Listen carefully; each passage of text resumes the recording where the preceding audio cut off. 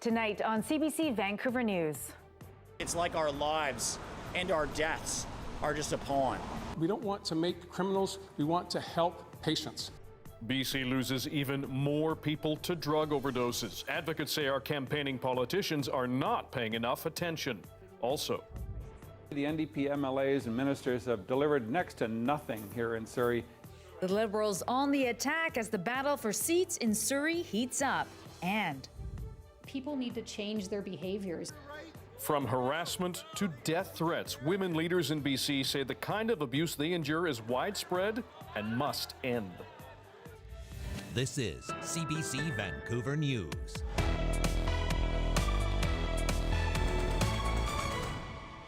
Good evening. New overdose numbers in BC today continue to paint a sad reality. More people in this province have died of a fatal overdose so far this year than all of last. More than 1,000 deaths so far. And as our Mickey Cowan tells us, in the midst of a provincial election, some are not impressed by how various political parties plan to handle it. It's just an indictment of the government's inaction. Garth Mullins says not enough is being done, as dozens more fall victim to tainted street drugs every month. In August, another 147 deaths province-wide, many of them in private homes far outside the downtown east side. Places like Hope and Lillooet have higher per capita deaths than the urban centers. We've just been losing people for years and years now. We look at the drug supply right now, it's almost double in toxicity what we were seeing before. Mullins says the overdose crisis should be top of mind, but isn't getting the attention it deserves on the campaign trail. All the leaders did address the crisis when prompted by media. NDP leader John Horgan says he plans to stay the course. A global pandemic is not the best of times to have an addiction crisis, and the challenges for our public health care system have been profound as well. Continuing with a minister assigned to mental health and addictions and lobbying federally for the decriminalization of drugs. We don't want to make criminals, we want to help patients.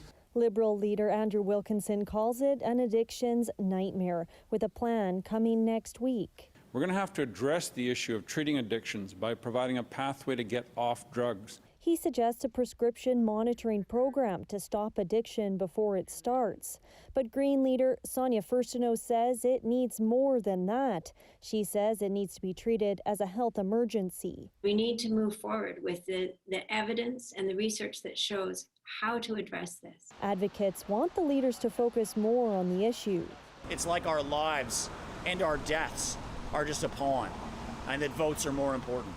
Mullins, one of many in the community, desperate for a leader who will find solutions and end the overdose crisis before more lives are lost. Mickey Cowan, CBC News, Vancouver. Addictions and homelessness were a large focus of the Liberal Leaders campaign in Victoria today. Andrew Wilkinson first addressed civic leaders at the Union of BC Municipalities convention. Our legislative reporter Tanya Fletcher joins us with more on his messaging. Tanya, what is he promising? Well, most ear-catching was Andrew Wilkinson's promise of a very provocative environmental policy in the days ahead. Much of it, though, was simply a tease to the full Liberal campaign platform. But Wilkinson also continued strong in his criticism of the way the NDP has handled homelessness in particular. It was one of the headline issues from the opposition in the last legislative session, and you can already tell that's going to be front and center in his campaign this time around. It's turned into a mess. What the NDP have done is pay far more than the market price for old motels, move people into them, and then basically abandon them. So these people who are struggling with their own issues, whether it's addiction or mental illness or just basic homelessness, are now just abandoned by the NDP. On a rather staged tour afterwards, Wilkinson proceeded to meet with local businesses near those hotels the province bought to house homeless people to highlight some of the issues. Now, some store owners have said they've been facing a rise in violence and crime recently, and that their calls to the government for help to properly address the problem have gone unanswered. They really need to address this problem and help make the city beautiful again. The city is being destroyed. We really need help. Have set up places where they can get help. A lot of people need help for mental illnesses, for drug addicts, for alcoholism. When pressed on what he would do differently, Wilkinson pitched ahead again to the BC Liberal plan on housing and homelessness to be rolled out soon in the campaign. Back to you. Thanks very much, Tanya. Tanya Fletcher reporting for us tonight. Well, the road to forming the next government in BC appears to run through Surrey. Party leaders know that the city's 9 seats could make the difference between winning and losing the election. And as Jesse Johnston reports, that's why Wilkinson and Horgan will both be spending a lot of time talking about 2 Surrey-specific issues that may determine who ends up in charge of this province. It's just the first of what will likely be many visits to Surrey between now and Election Day, but already NDP leader John Horgan is playing defense. I want to talk a little bit today about Mr. Wilkinson's visit to Surrey yesterday. He had some very unkind things to say about my team assembled here. Those unkind things, Andrew Wilkinson said, sounded like this. Sadly, the NDP MLAs and ministers have delivered next to nothing here in Surrey, and people are fully aware of that, and we will fix that. The NDP won 6 of Surrey's 9 seats in 2017. Without that support south of the Fraser, the New Democrats wouldn't have formed government. I mean, the Liberals had really lost the government last time because of Surrey and North Delta. And this is the most important region. So, hoping for a better showing in 2020, Wilkinson is attacking the NDP's track record in Surrey. People in Surrey are saying they're tired of being neglected and not getting the infrastructure they need. We'll be addressing that in the days to come, and it's going to be exciting. Surrey has needed a new hospital for years. The NDP promises to build one, but Wilkinson says it's taking too long. Then there's the issue of portables. Horgan promised in 2017 to eliminate them from Surrey schools, but 3 years later, there are still hundreds. I made that commitment with my colleagues here before the last election, well before the last election, and there was an expectation that the former government would be building schools to meet the demand. In the last 3 years of the Liberal mandate, before we formed government, there was only 1 school built in Surrey. A crowded hospital and crowded classrooms. They're both big problems in BC's second biggest city. The leader who convinces voters he's best suited to fix them could very well be the next premier. Jesse Johnston, CBC News, Surrey. To other news now, a man is in critical condition after a serious assault in the Strathcona Park encampment. Vancouver police say an unresponsive man was found in a tent on Monday night. They believe he had been laying on the ground for up to 12 hours before someone called 911. They only found out about the attack after he'd been taken to hospital, where he remains in critical condition, as we said. Constable Tanya Vicentine says there has been a rise in calls for service to Strathcona, but adds police have heard anecdotally that camp residents are being discouraged from calling the emergency line. This is just an example of how no one called police, no one called for paramedics, and this man was laying there for a very long time and could have died. All while saying at the same time it's hard because police, when we enter the park, when we do respond to calls, we are met with extreme hostility from residents of the park. Police have not been able to identify the victim yet. They say he's a man in his 20s with a dark beard, either white or Indigenous. Anyone with information about the attack is asked to contact police.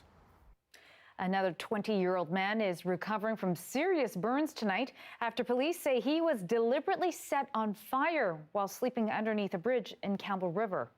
RCMP say the man made his way from his camp to a parking lot Tuesday morning where he was found with severe burns to his back. He was taken to hospital. Police are now looking for suspects. Other people in Campbell River who are or have been homeless say what happened isn't right and that abuse is nothing new to their community. I've had problems with that. People coming up to me and trying to pour stuff on me and set me on fire once. You could be sleeping and some guy could come up and kick you in the face and whatever, or something like that. But that's scary. The victim has been released from hospital. Anyone with information is asked to call Campbell River RCMP.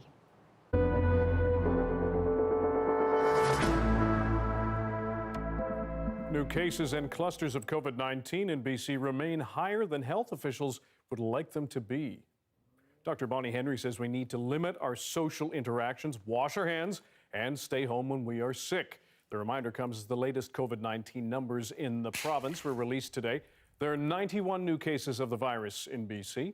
Our total is just over 8,300 now. When it comes to active cases, there are just under 1,400 and just under 6,800 people have recovered from COVID-19. Thankfully, no one died from COVID-19 in our province today. 18 people are now in intensive care. That is down from 22 yesterday. Yesterday, BC's provincial health officer revealed she has received death threats and has been harassed. It came as a shock to some, but as Tina Lovegreen reports, many women leaders say this kind of abuse is widespread and it needs to end. I had somebody come up to me one day and went, "Oh, you know, you've put some weight on." This guy, he goes, "Oh, you've put some weight on. You should probably get to the gym." I'm going, really? Former Surrey Mayor and Member of Parliament Diane Watts says throughout her time in politics, there have been moments where she was treated differently than her male counterparts, even attacked. Yes, I have had death threats. I have had restraining orders taken out on people. I have been harassed. She says women in power often get this kind of abuse and was upset to hear BC Provincial Health Officer Dr. Bonnie Henry and her staff were on the receiving end this time. Because she has done nothing but deal with this pandemic with grace, with giving the up-to-date information, making sure that people are being kind to one another. Watts believes many hide behind their social media accounts and say whatever they please and harass you and all of these other things. And so it's, there's got to be change. Victoria Mayor Lisa Helps knows it all too well. It's the reason she deleted her social media accounts. It goes beyond criticism because it's not related to policy. It's personal attacks, it's misogynistic, it's homophobic. There's no place for that. There's no place for that in civil discourse. And while she says she's too busy focusing on running a city, she thinks about what message it sends to future leaders. So my biggest worry is for the younger generation of people who might want to step into roles like this or like Dr. Henry's, but see what awaits them when they do. So that's my biggest concern. The fix is complicated because patriarchy is rooted in our society, says Andrea Gunraj with Canadian Women's Foundation. Make sure that the gender pay gap is reduced so that people actually have the ability to run for office, for instance. Things like better access to education. Things like making sure that there's gender parity in different fields. And help create spaces for more women to thrive and continue to lead. Tina Lovegreen, CBC News, Vancouver.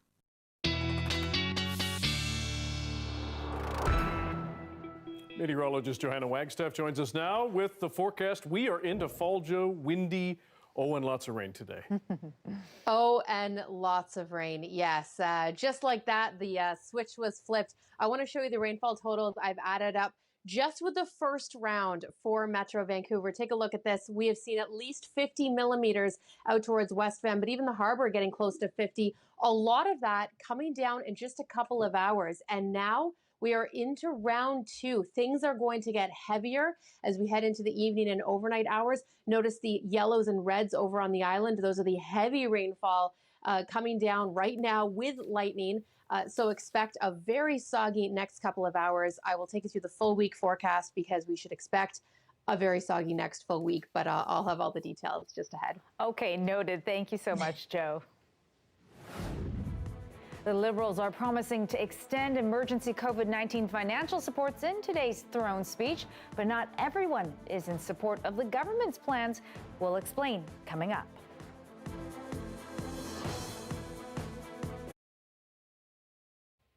Thanks for staying with us during our commercial-free live stream tonight.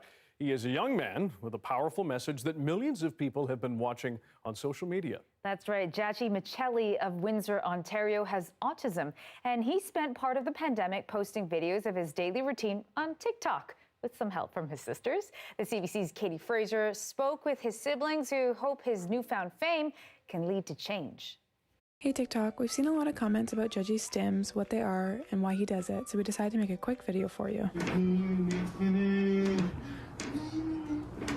It was honestly just a video that I had taken because of something that I wanted to do with Judge, and I just made a video of it because of stuff that I had already previously seen on TikTok. And so it was a video of him painting a picture, and it just took off, and people literally were like, we want more content of him. Like basically, no more of you, more of your brother, bring him into the picture. So I started making more videos with Judge, and then those videos ended up turning into educational videos where we could, educate and advocate for autism awareness, which has been something that we have always done our whole lives, but now we're doing it on a social media platform. So that's been awesome.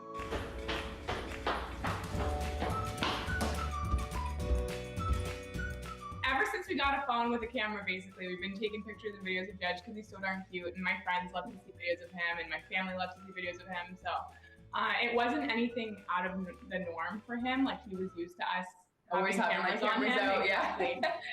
It's important for us to normalize things about autism. Like, autism looks so different across the spectrum. It's such a huge spectrum, and I personally feel like there's a lot of stigma around autism. Like, people believe that it's like high functioning and like, maybe antisocial, it looks like, but that's not always the case. What has the reaction been like online? I mean, you have like over 8 million likes now on those videos.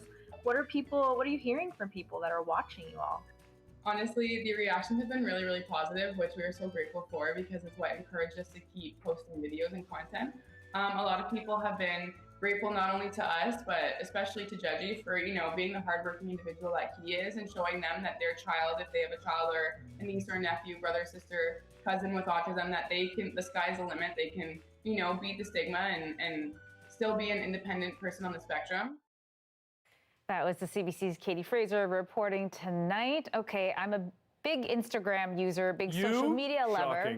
I know, but not a TikToker at all because I just don't get TikTok and I'm not into these weird dance videos. But that I can get behind. That's very cool. He's got some great siblings there. Right? What a great way of using TikTok and using social media. All right, speaking of social media, we will be back online here in just a few moments, so stick around.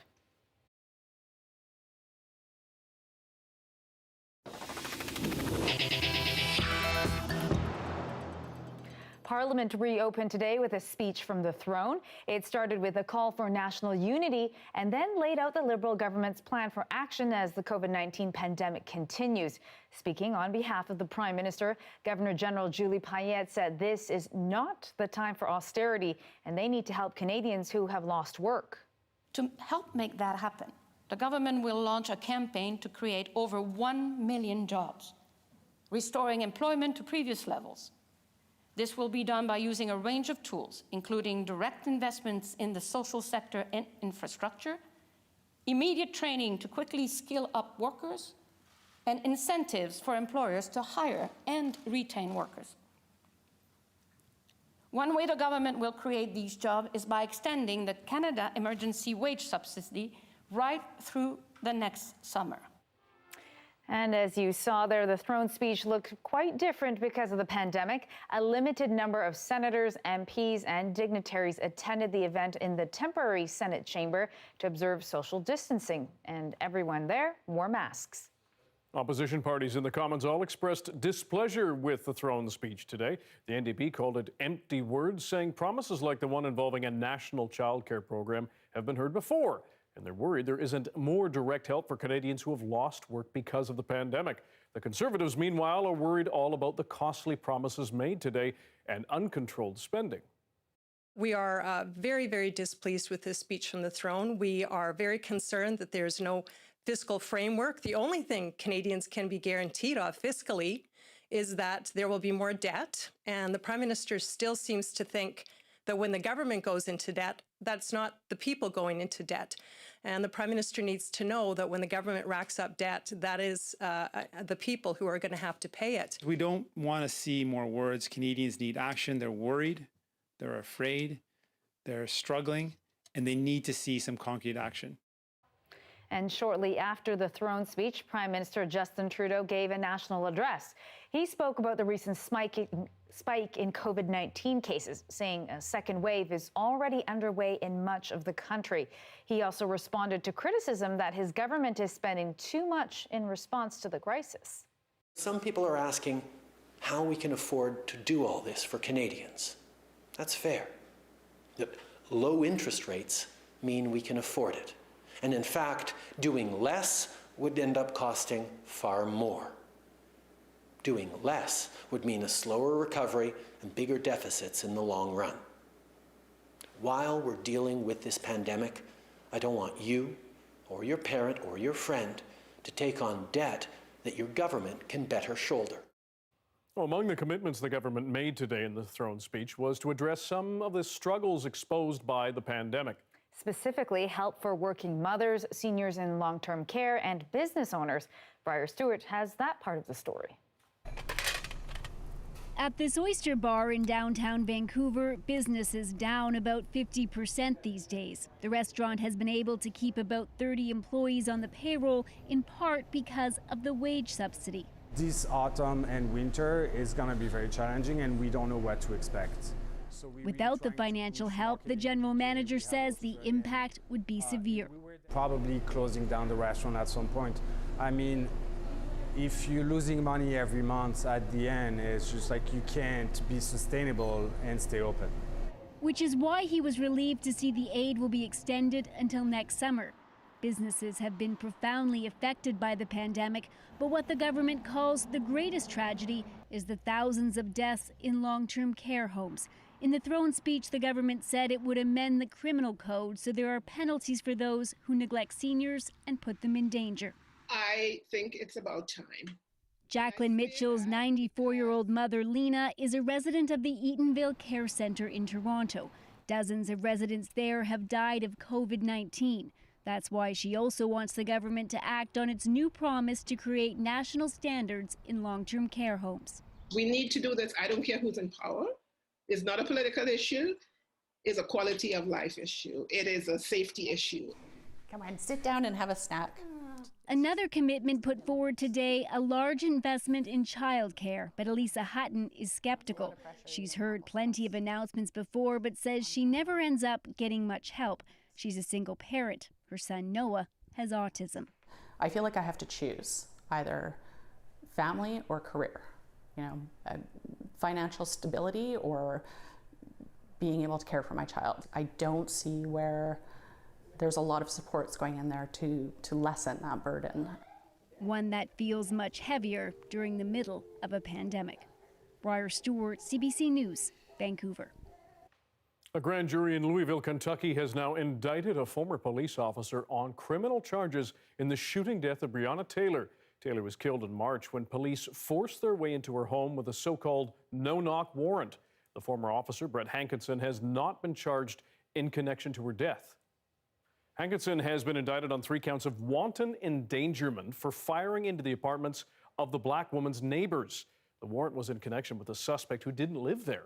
The death of Taylor and some other black Americans at the hands of police sparked protests across the United States, renewing calls for racial justice and an end to excessive force by police. An investigation into the other 2 officers involved in the March shooting determined they were justified in their use of force. Hundreds of people lined up outside the U.S. Supreme Court today to pay their respects to Ruth Bader Ginsburg. I think it's really important to remember that Justice Ginsburg wasn't just a fighter for progressive women. She was a fighter for all women. Ginsburg's flag-draped casket arrived at the U.S. High Court this morning. It was greeted by more than 100 of her former clerks. The revered liberal judge died last week at the age of 87 after serving on the High Court for 27 years. After a brief service inside, her coffin was moved to the court's front steps. Ginsburg's body will lie in repose there today and tomorrow. Bill and Hillary Clinton were among the first to honor her. On Friday, Ginsburg's body will lie in state in the U.S. Capitol building, the first woman to do so. Next week, she will be buried next to her husband in a private ceremony at Arlington National Cemetery. Oh, it was wet, it was windy, and that's just the start of it. After the break, Johanna will return with our stormy weather forecast. Stick around.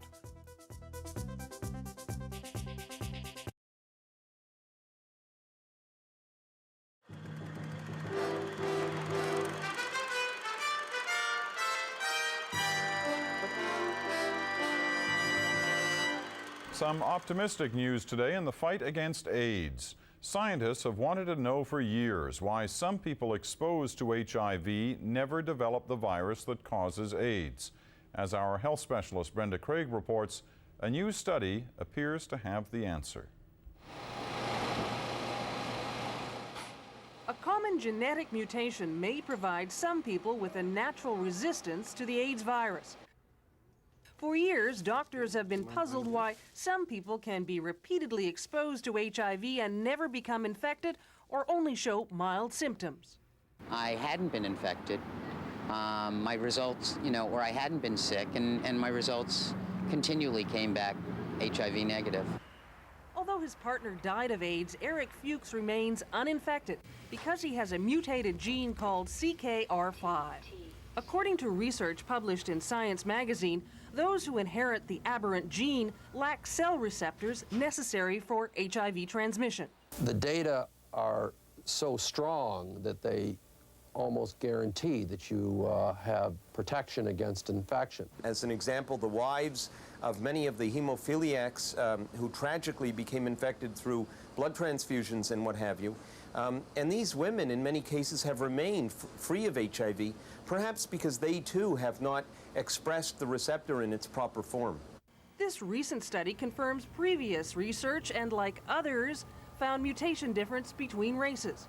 According to researchers, 1% of Caucasians inherit the aberrant gene from both parents, giving them total genetic immunity, while 20% of Caucasians inherit the gene from only one parent, giving them partial immunity. Researchers found no evidence of the mutation in either Japanese or Black Americans. Dr. Ken Rosenthal from McMaster University is currently following a group of AIDS-resistant Canadians, some who've been repeatedly exposed to the virus for years.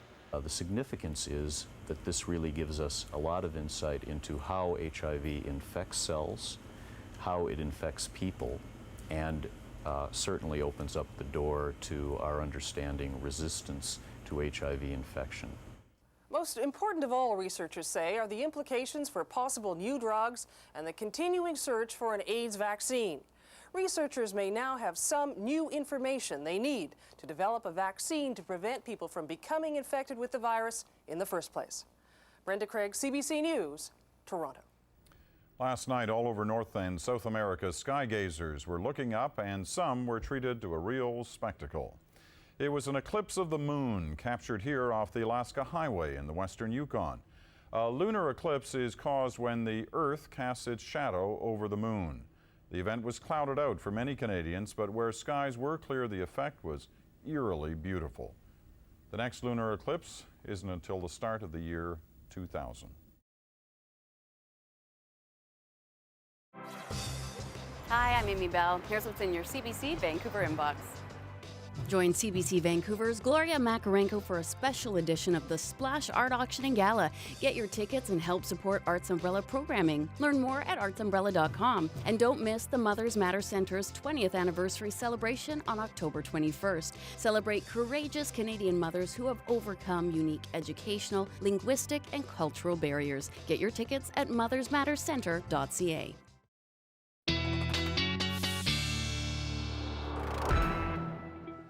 And Joe is back with us. So Joe, I am just watching the winds lash out of the trees just right outside our studio here in downtown Vancouver. And it is wet out there. I hear there's more of that on the way. Yes, this is a second of a 1-2 punch just for today across Metro Vancouver. Let me take you to pictures, though, from earlier today, just in case you didn't have the joy of being out in it, say walking a dog and a toddler, during the 20 to 30 millimeter per hour deluge. Yes, quite the transition into fall for much of Metro Vancouver. Here's what it looks like right now on the radar. We're getting those heavy bands just beginning to cross into Metro Vancouver. We're expected to see that heavy rain last for a few hours. A bit of a break through the afternoon hours tomorrow, but we are not done now that that door is open to Pacific systems. We still have the wind warnings in place for the Sunshine Coast and rainfall warnings now issued for Metro Vancouver, 40 to 70 millimeters on top of the 50 plus we've already seen. And I should mention, we are tracking severe thunderstorm watches in place. Tofino under a warning earlier today where we are getting lightning strikes. A few more pulses ahead. Look for heavy rain tomorrow morning and then again Friday morning. And we are not done as we head into the weekend. This is the worst of the storm, I would say, today, but I will take you through each pulse as we head into the weekend. In case you need to hear it, dry next week. But I got you this one. I got you this week. You know what? We were okay with the rain today. It was almost refreshing. So thank you for that, Joe. And before we go, a reminder, you can always watch this newscast live online every day at 6 o'clock. You can find us on the CBC Gem app, Facebook, and YouTube. And if you want to watch us on TV during the NHL finals, we'll be around 7:30 or 8, unless the game goes into overtime. And of course, Dan there, that big voice you hear, he's got your late local news on CBC television at 11 o'clock right after the National. And tonight, some more of those dreary, rainy picks. There you go. Enjoy. Good night.